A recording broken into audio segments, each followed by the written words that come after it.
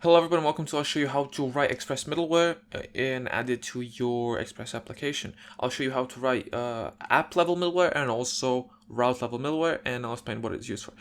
Okay, so starting off, you can read a lot more about it if you go just to the guides and then writing middleware here. This is where I got all of my knowledge on this. Middleware are basically just functions that get called whenever a request is made. If you make it app level, they will be called for every request, and if you make it route level, they will be called only when a specific route is hit. Here is an example of a logging middleware that gets called whenever a request is sent to the application, and we'll add this to our app right now. So first of all, this is a middleware. Because this is not 2010, we won't be using var and we won't be using function, but instead we'll be using an arrow function. But besides that, the code is going to stay the same. Middleware in general, all middleware takes in 3 parameters: a request, a response, and a next parameter. The request contains all the request data, so request params, request body, request headers, etc, etc, etc. Response contains, well, is the response object, so you can use it to stop a request inside of the middleware, send a response, send an error, say not valid authentication, say whatever you want to say based on specific things in the request body. And next is a function that you call if everything is okay and you want the flow to continue. So let's say the middleware gets called and everything is okay. Like, let's say you're authenticating a user. If all of their authentication is okay, maybe you will add some stuff to the request object, and then you will call the next function, and then because it's done with the middleware, then it will go into the route that was called, or it will go to the next middleware, because you can chain multiple middleware and call them one after the other. Okay, so I'll show you both. So in this example right here, they have app level middleware, which is the way you define app level middleware is you say app use, and then you put the function for the actual middleware in the brackets. So if we call this, if we say index node index.js, if we open this, you will see it says logged on every request. So if we make, let's say, 2 routes, this is going to be /test, and then this route is going to be hello test. I'll name it as test route, right? Like that. So if we go to this, it will say logged. If we go to /test, it will also say test route, but it will also log. So this will be called no matter what route we call. Now, I will keep this middleware. I will add another one, which will be, let's say, a my ID checker or something like that. It's a bad name, but let's ignore it. So let's add that that middleware to, let's say, just this route, the hello world route. And the way you add middleware to just one route is by putting it in here. So basically, the way this will work is this will get hit, and then we'll call this function, then this function, blah, blah, blah. That's why you put it like. So if you have more of these, you would just chain them up like this. You would just keep going. Okay. So now you know how to put multiple middleware in one route. So let's say here, what we want to do is access some data in the request params or the body, and then based on that, do specific things. So let's add an ID into the request parameters. And let's say in here, if request params.id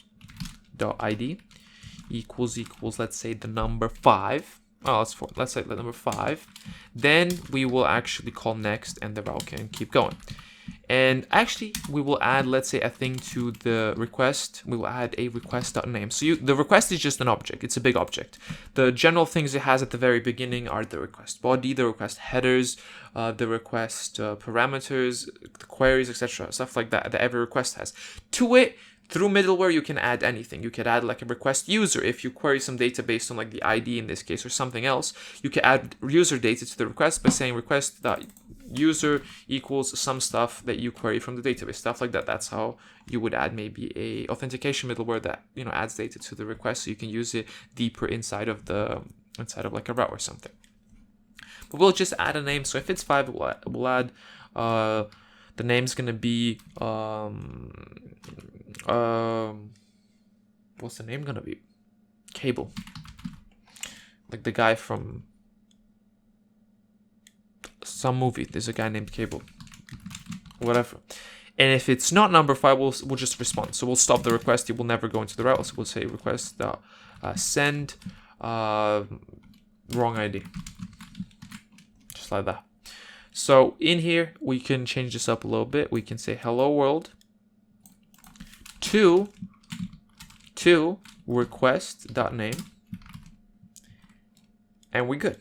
So now, and we can also add a console log in here, right? So we'll add console.log ID checker. So this will console log ID checker whenever this middleware is called. Okay, so now if we we'll add this. Okay, we add this ID checker, and then we'll change this route from /test to something else because we have this this ID parameter. So we'll make this route secret /ID, and then this will be just /test. So now if we go to /test, we need to actually restart this. So if we go to /test, it will say test route. If we go to, and as you can see, only logged will get called. Only the logged middleware will be called. If we go to /secret/1, it will say wrong ID, and we will get logged, and then we will get ID checker. You see, we get both. If we type number 5, hello world to cable, logged ID checker. So whenever any of the routes are getting called, the logger middleware gets called, and whenever this route gets called, first it checks the logging middleware because we call it up here for every request, and then it goes in here, it does this. If the ID check is not, if it's not number 5, it will say wrong ID. If it is number 5, it will get the request name cable, then it will call next, which will make it go into the route, and when it is in the route, it will put the request name inside of this string literal and return it to the user. And that's really it. That's how you create and write middleware for app level and also for specific routes. And that I showed you also how to manipulate data and stop a request inside of the actual middleware if you want to do checks and stuff like that. Usually you would use this from anything from authentication and logging to trivial things like maybe for specific routes, adding a specific key or something else to the request object. So you can use it deeper inside of the routes. Thank you for watching. Hope you learned something new, and goodbye.